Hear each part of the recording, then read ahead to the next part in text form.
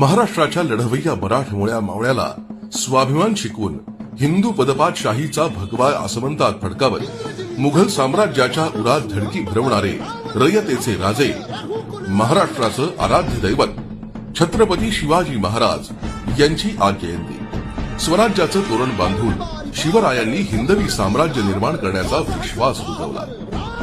रयतेच्या कल्याणाला प्राधान्य देत त्यांनी महाराष्ट्रात सुराज्य निर्माण केलं। शिवरायांचे हेच विचार शिवसेना मुख्य नेते आणि उपमुख्यमंत्री माननीय एकनाथजी शिंदे साहेब जपतायत।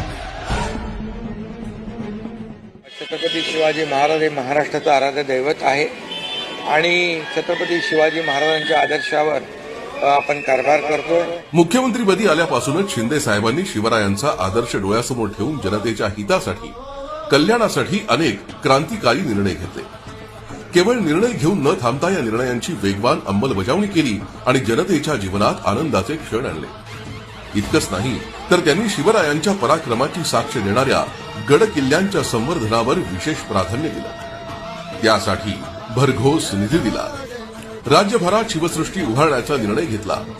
महत्वाचं म्हणजे शिवरायांच्या पदस्पर्शानं पावन झालेल्या आग्र्याच्या किल्ल्यात मोठ्या दिमाखात शिवजयंती साजरी करण्याची परंपरा रुजवली। शिवरायांचं जीवन आणि कर्तृत्वाची गाथा उलगडणाऱ्या जाणता राजा महानाट्याचा प्रयोग राज्यभरात सुरू करून त्यांनी नव्या पिढीला शिवरायांची शिकवण दिली।